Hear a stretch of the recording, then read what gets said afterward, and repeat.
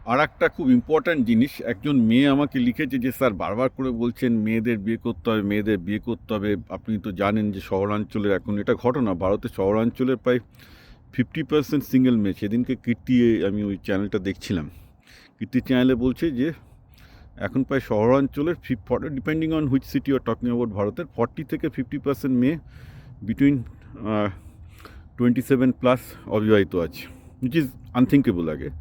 অর্থাৎ অধিকাংশ মেয়েই আইদার বিয়ে করতে চাইছে না বা বিয়ের জন্য ঠিকঠাক ছেলে পাচ্ছে না। তো আমাকে যেটা কীর্তি যেটা দেখাচ্ছে যে অধিকাংশ ক্ষেত্রেই যে মেয়েরা যারা 30+ তারা অধিকাংশ বিয়ের জন্য ঠিকঠাক ছেলে পাচ্ছে না।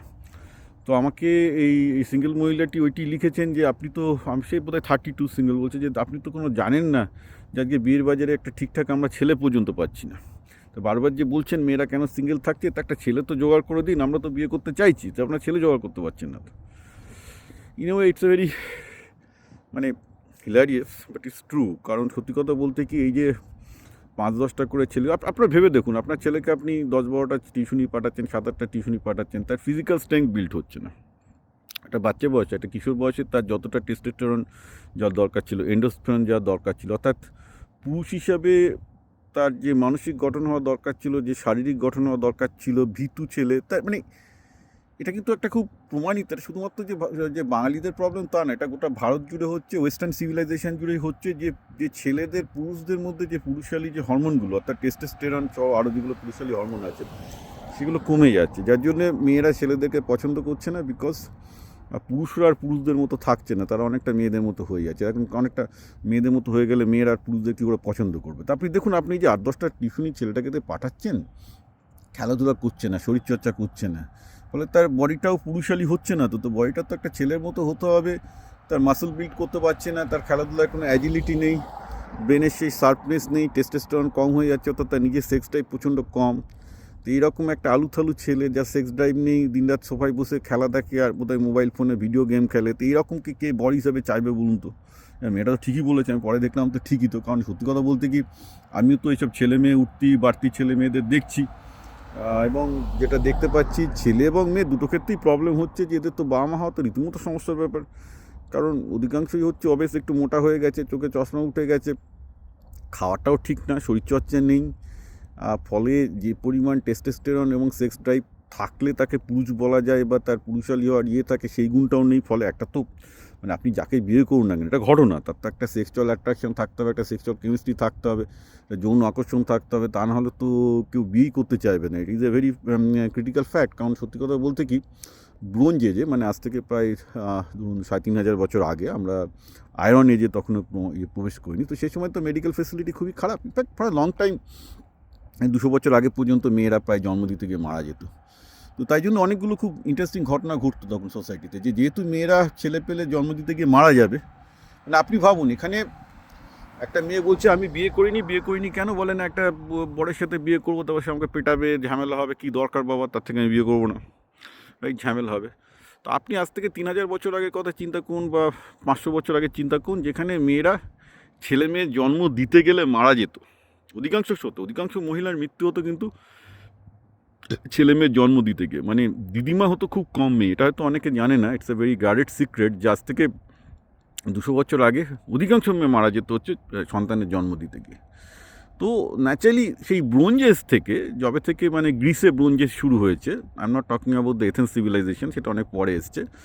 মাইসিনিয়ান সিভিলাইজেশন গ্রিসে যেটা ছিল আর কি, যেটা মানে আমাদের সেই এথেন্সের সক্রেটিসের মতো বা প্লেটোর মতো মহামানবদেরও আগের যে সিভিলাইজেশন, সেখানে ব্রোঞ্জ এজে খুব ইন্টারেস্টিং একটা হতো, যে মেয়েরা যেহেতু জন্ম দিতে গিয়ে মারা যেত, তো মেয়েদেরকে বিয়ে করানো ছিল খুব কঠিন ব্যাপার। মেয়েরা বললো আমরা বিয়ে করবো কেন, মা হতে যাবো কেন, কারণ করলেই তো আমি মারা যাবো, আমি পৃথিবীটাকে উপভোগ করবো, রাইট? কিন্তু সেরকম করতে গেলে তো সোসাইটি পুরো চলে যাবে, থাকবে না। তো তাই জন্য ওখানে মেয়েরা যাতে বিয়ে করে এবং বাচ্চা দেয়, তার জন্য মেয়েদেরকে তো আবার জোর করাও যাবে না। So that was the problem. So that society for a long time has given such a licence to man, যে ভাই তোমরা যত পারো তোমাদের মতো পুরুষকে সিলেক্ট করো, তোমরা তোমাদের মতো সেক্স করো। মানে ওখানে সোসাইটি, মানে আমি যত সোসাইটি এসছে পৃথিবীতে, তার মধ্যে Mycenaean society in the Greece was built on the fact, যে মহিলারা যদি বিয়ে করার জন্য পুরুষ না পায় এবং তাদের যদি বিয়ে করতে ভালো না লাগে, তাদের যদি বাচ্চা নিতে ভালো না লাগে, তো সোসাইটিতে উচ্ছন্নে যাবে। সো মাইসেনিয়ান সোসাইটিতে, যেটা ব্রোঞ্জেজ গ্রিক সোসাইটি, সেখানে কিন্তু মেয়েদের ওই অবাধ যৌনাচারের স্বাধীনতা দিতে হতো। এবার তোমার যে ছেলের সাথে ভালো লাগে তার সাথেই তুমি থাকো, তার সাথেই তুমি বাচ্চা করো, তাকে দরকার হলে ছেড়ে চলে যাও, বাচ্চার দায়িত্ব জনগণ নেবে, কিন্তু বাচ্চাটা অন্তত তুমি দিয়ে যাও, কারণ ওই বাচ্চা ছাড়া কিন্তু সোসাইটি বাঁচবে না। তো that was the Mycenaean civilization, because the understood. তো আমাদের এখন যেদিকে যাচ্ছে দেখুন, সত্যি কথা বলতে কি, হিন্দু বাঙালি মেয়েদের মধ্যে গ্রামের দিকে বলছি প্রায় 20%, শহরের দিকে 50% মেয়ে বিয়ে করতে চাইছেন। এই যে শুভেন্দু হিন্দু খতরামে হাই বলছে, এদিকে হিন্দু খতরামে হাই কি মুসলমানদের কাছ থেকে না বাচ্চা না নেওয়ার জন্য? যদি আপনি ম্যাথামেটিক্স করেন 100% রাইট আনসার পাবে যে হিন্দুদের মধ্যে যে গ্রোথ রেট, তাতে হিন্দু খতরামে হয়। মুসলমানদের থেকে হিন্দুদের খতরা নেই, খতরা আছে মেয়েরা বাচ্চা নিচ্ছে না বলে। একই জিনিস আপনি দেখবেন এইখানে ওই গর্গ বলে যিনি আছেন, মানে প্রফেসর গর্গ চ্যাটার্জি, যিনি বাংলা পক্ষ করেছেন, বলে বাঙালি বিহারিদের কাছ থেকে খতরামে আছে। আর ভাই, বাঙালিদের ছেলেই হচ্ছে না, তো বাঙালি জাতিতে উঠে আসছে, আর খতরা হওয়ার কী আছে? তো এগুলোকে কেউ স্বীকার করতে চায় না। আমি একটু দুর্মুখ বলে সব কিছু বলে দিচ্ছি, কিন্তু এই জিনিসটা নিয়ে সোসাইটিকে ভাবতে হবে। এইভাবে ভাবের ঘরে চুরি করে গর্গ চ্যাটার্জির বাংলা পক্ষ বা শুভেন্দুর বিজেপির হিন্দুত্ববাদ বেশি দিন চলবে না। কারণ আলটিমেটলি ব্যাপারটা হচ্ছে, এই যদি হিন্দু মেয়েরা যদি ছেলে না নেয়, বা বাঙালিরা যদি সন্তান সঠিকভাবে না নেয়, এবং বাচ্চাদের এই যে একটা মানে পুরুষালী বাচ্চা গড়ে উঠছে না, যার হাজব্যান্ড হওয়ার ক্ষমতা আছে, এইগুলোর দিকে তো আমরা ফোকাস করছি না। এগুলো ফোকাস করতে গেলে আমাকে তাহলে টিউশনি ওড়াতে হবে, শিক্ষা ব্যবস্থার প্রতি চেঞ্জ করতে হবে, যেগুলো নিয়ে আমি 3 বছর ধরে লড়ে যাচ্ছি। এটা নিয়ে আমি লড়ে যাচ্ছি, বাকি তো সবাই বাজারে গোল দিতে ব্যস্ত, রাইট? শুভেন্দু চ্যাটার্জিও গোল দিচ্ছে, শুভেন্দুও গোল দিচ্ছে, আবার গর্গ চ্যাটার্জিও গোল দিচ্ছে, যে যার মতো গোল দিচ্ছে।